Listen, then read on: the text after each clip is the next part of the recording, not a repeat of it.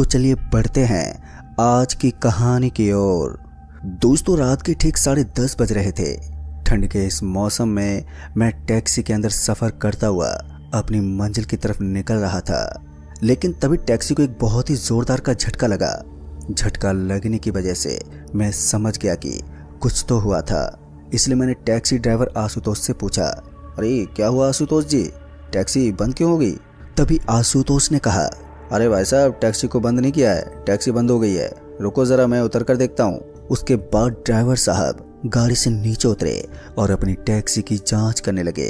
5 minute बीतने के बाद वो सीधा अंदर आए और बोले, भाई साहब, थिएटर के अंदर पानी सूख गया है और यहाँ आसपास में कहीं दूर दूर तक पानी भी नहीं है, इसलिए अच्छा होगा कि आप यहाँ से पैदल ही निकल जाएं और आगे जाकर हाईवे से कोई सवारी गाड़ी ढूंढ लें। आशुतोष की बात सुनकर मैं घबरा गया और फिर मैंने उससे कहा, अरे भाई पागल है क्या, मैं इतनी रात को भला कहाँ जाऊँगा? तो एक काम कर, जल्दी से गाड़ी को ठीक करने की कोशिश कर, मैं यहीं पर तेरा वेट करता हूँ। इतना कहने के बाद मैं सीट के ऊपर अपना सर रखकर फ़ोन चलाने लगा। थोड़ा समय बीत गया और समय बीतने के साथ ही मैंने देखा कि अभी भी आशुतोष गाड़ी के सामने बोनट के अगल बगल में ही घूम रहा था। फिर मुझे लगा कि शायद आशुतोष गाड़ी को ठीक नहीं कर पाएगा और मुझे थोड़ा जल्दी अपने घर पहुंचना था, तो मैंने सोचा कि मुझे पैदल ही हाईवे के लिए निकल जाना चाहिए, क्योंकि इस समय हम एक कच्ची रोड पर थे और यहाँ से थोड़ी दूर एक हाईवे पड़ता था। इसलिए मैं गाड़ी से नीचे उतरा और उसके बाद मैंने आशुतोष से कहा, भाई लगता है तेरी टैक्सी ठीक नहीं हो पाएगी, इसलिए मैं पैदल ही निकल रहा हूँ और अगर ज़रूरत पड़ी तो मैं तुझे फ़ोन करता हूँ। इतना कहने के बाद मैं वहाँ से निकल पड़ा। ठंड की उस रात में मेरे हाथ पैर बुरी तरह से कपकपा रहे थे। हड्डियों को जमा देने वाली इस ठंड के अंदर थोड़ी दूर चलते मेरे हाथ पैर जवाब देने लगे थे, मगर पैदल चलने के अलावा मैं और कर भी क्या सकता था। खैर, थोड़ा सफ़र तय करने के बाद मैं हाईवे पर पहुंच गया। हाईवे पर भी मुझे इतनी ज़्यादा चहलकदमी नज़र नहीं आ रही थी। इक्की दुक्की गाड़ियाँ नज़र तो आती, लेकिन कोई भी ऐसा नहीं था जो इशारा पाते गाड़ी को रोक सके। ऐसे में मैं उस हाईवे के ऊपर पैदल ही पैदल चलने लगा और तभी मुझे एक वाइट रंग की कार पीछे से आती हुई नजर आई, जो कि बहुत ही कम रफ्तार में थी। मुझे लगा कि ये आदमी शायद मुझे लिफ्ट दे सकता है, इसलिए मैंने उसी के सामने अपना हाथ दिखा दिया। अच्छी बात तो ये थी कि जैसे जैसे वो गाड़ी मेरे करीब आ रही थी तो वैसे वैसे उसकी रफ्तार और भी ज़्यादा धीमी हो रही थी और आखिर में जाकर उसने तुरंत ही मेरे बगल में लाकर गाड़ी को रोक दिया। गाड़ी के रुकते मैं जल्दी से भागा और दरवाजा खोलकर गाड़ी के अंदर सवार हो गया। गाड़ी के अंदर बैठने के बाद मैंने देखा कि गाड़ी चलाने वाला एक बाबू साहब था, जिसने सफ़ेद रंग के कपड़े पहन रखे थे और वो एक फॉर्मल ड्रेस में था। उसे देखकर ऐसा ही लग रहा था जैसे कि वो कोई ऑफिस में काम करता था। हालांकि मैंने उसके बारे में कुछ भी नहीं पूछा और न ही उससे कुछ ज़्यादा बातचीत की। गाड़ी के अंदर बैठते ही उसने मुझे ये पूछा कि मुझे कहाँ जाना है, तो मैंने उसे बताया कि मुझे बस थोड़ा सा आगे बस स्टैंड तक ही जाना है। फिर गाड़ी की रफ्तार बढ़ने लगी और उसी के साथ में गाड़ी के अंदर से बाहर का दृश्य देखने लगा। तभी हमें सामने की तरफ एक महिला नजर आने लगी। उसे देखते मैंने उस बाबू साहब से कहा, अरे भैया, आजकल सड़क के ऊपर भी इतनी रात को भूत प्रेत ही मिलते हैं, तो ज़रा संभल कर, हो सकता है ये भी कोई चुड़ैल डायन हो। मेरी ये बात सुनकर उसके चेहरे पर एक हल्की सी मुस्कान आ गई। फिर उसने उस महिला के पास ले जाकर गाड़ी का ब्रेक लगा दिया। जैसे ही गाड़ी उसके पास जाकर रुकी तो मेरा ध्यान उस महिला के चेहरे और उसके कदमों के ऊपर ही टिका हुआ था। अक्सर सड़क के ऊपर लिफ्ट मांगने वाली कुछ महिलाएं चुड़ैली निकलती हैं और उनके पैर पीछे की तरफ घूमे हुए होते हैं। तो मैं यही देख रहा था कि कहीं इस महिला का वही तो हाल नहीं है जो मैंने आज तक की काल्पनिक कहानियों में सुना था। थोड़ी देर तक तो उसकी तरफ देखने के बाद जब मुझे उसके पैर ठीक से नजर नहीं आए तो फिर मैंने उस चीज़ को नज़रअंदाज कर दिया। फिर वो महिला गाड़ी के अंदर आकर बैठ गई। इससे पहले कि मैं उससे कुछ पूछ पाता कि उस बाबू साहब ने कहा, कहाँ जाना है वैसे आपको? इतना सुनते ही वो महिला बोल पड़ी, बस मुझे यहाँ से थोड़ी दूर आगे वाले बस स्टैंड पर जाना है। बस स्टैंड का नाम सुनते ही मेरी आंखें चमक उठी। मुझे लगा कि अब मैं इस महिला के साथ एक बढ़िया सफ़र को अंजाम दे सकता हूँ। इतनी गिनी चुनी बात होने के बाद गाड़ी के अंदर फिर से सन्नाटा पसर गया और गाड़ी की रफ्तार अब लगभग 80 से 100 के बीच में थी। बीच बीच में मैं कुछ बोलने की कोशिश तो करता, लेकिन न ही तो उस महिला की तरफ से मुझे जवाब मिलता और न ही गाड़ी को चला रहा वो बाबू साहब मुझे कुछ जवाब देता। इसलिए मैंने भी अब चुप्पी साध ली। फिर थोड़ी देर के बाद गाड़ी एकदम से धीमी पड़ गई और गाड़ी के अंदर पहले के मुकाबले ठंड अब और भी ज़्यादा बढ़ने लगी थी। बीच बीच में ठंड इस कदर बढ़ जाती कि मेरे हाथ बर्फ़ की तरह जम जाते, तो बीच बीच में मुझे इस तरह की गर्मी लगती मानो मैं तेज़ धूप में खड़ा हूँ। ये सब लगातार 5 मिनट तक चलता रहा और फिर उसके बाद गाड़ी के अंदर सफ़ेद रंग का धुआं फैलने लगा। वो धुआं इतना ज़्यादा तेज़ था कि मैं ज़ोर ज़ोर से खांसी लेने लगा और इसी बीच उस बाबू साहब के चिल्लाने की आवाज़ मेरे कानों में आने लगी। मैं समझ गया था कि जिस चीज़ का मुझे डर था अब वही हो रहा है।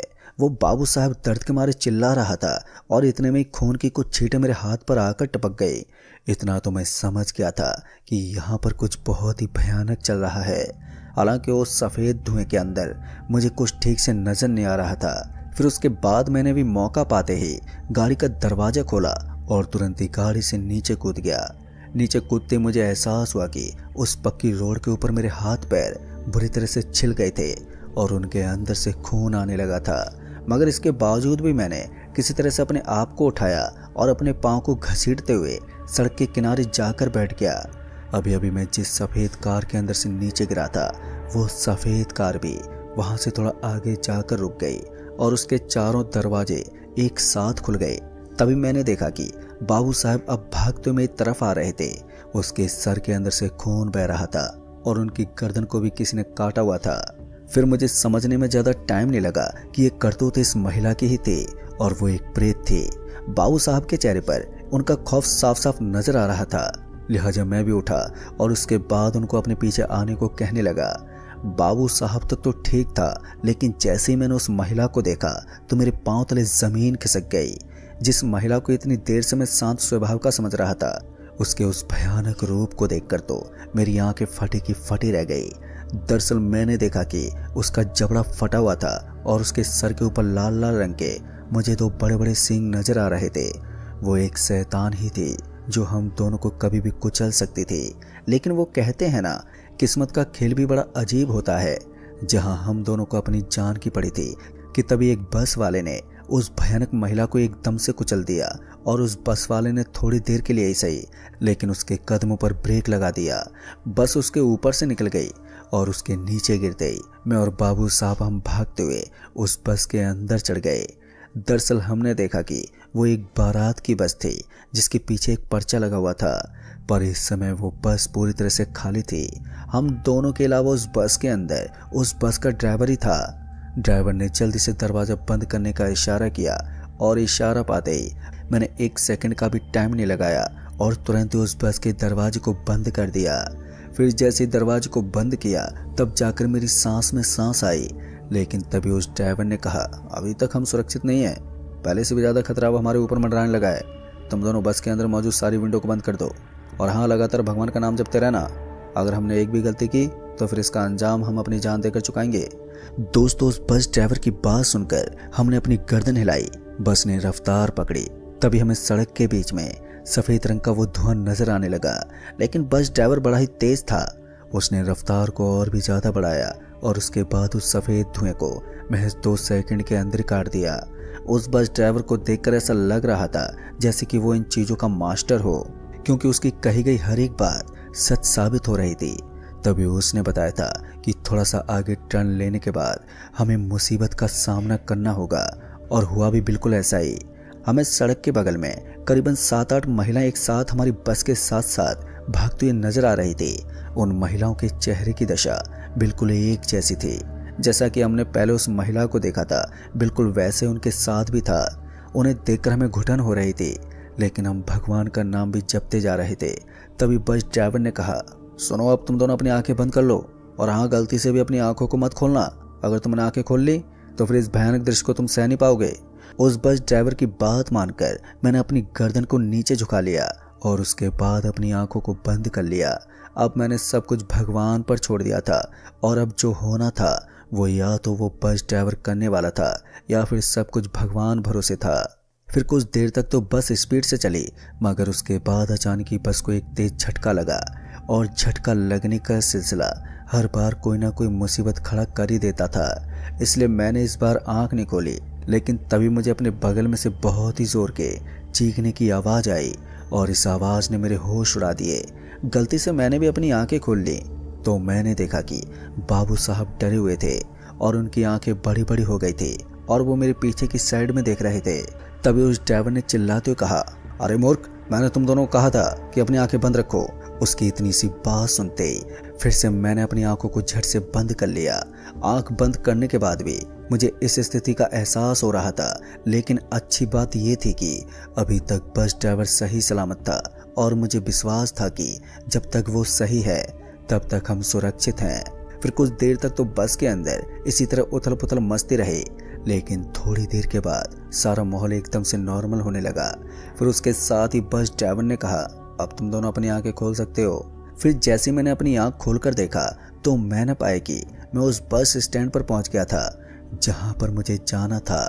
बस स्टैंड पर पहुंचते मेरी जान में जान आई और उसके बाद मैं उस बस ड्राइवर को धन्यवाद बोलकर उसे इस घटना के बारे में पूछने लगा।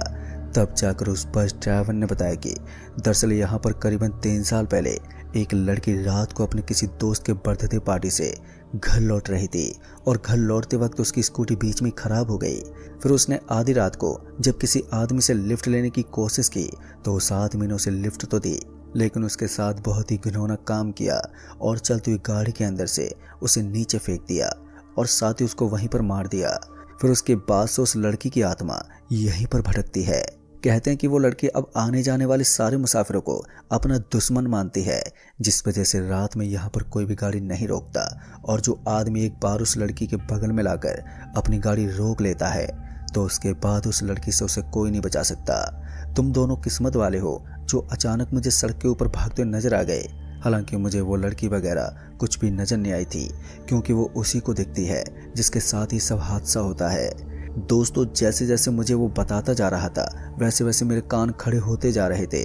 अंत में जब सारी बात खत्म हो गई तो उसने मुझे सही सलामत बस में बैठा दिया और साथ ही उस बाबू साहब को भी उसकी मंजिल तक छोड़ दिया।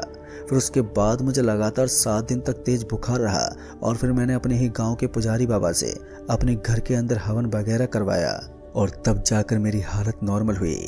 दोस्तों, उस रात के बाद मैं कभी भी फिर किसी भी अननोन आदमी के साथ गाड़ी में नहीं बैठता हूँ। ना जाने कब किस मुसीबत से सामना हो जाए। तो दोस्तों, इस कहानी में बस इतना ही। कहानी आप सभी को पसंद आई हो तो वीडियो को लाइक शेयर कमेंट जरूर कर दें और साथ ही चैनल पर अगर नए हैं तो चैनल को भी सब्सक्राइब जरूर कर दें। तो मैं आपका दोस्त राजकुमार जल्द ही मिलूंगा ऐसी एक और नई कहानी के साथ। तब तक के लिए बाय एंड टेक केयर।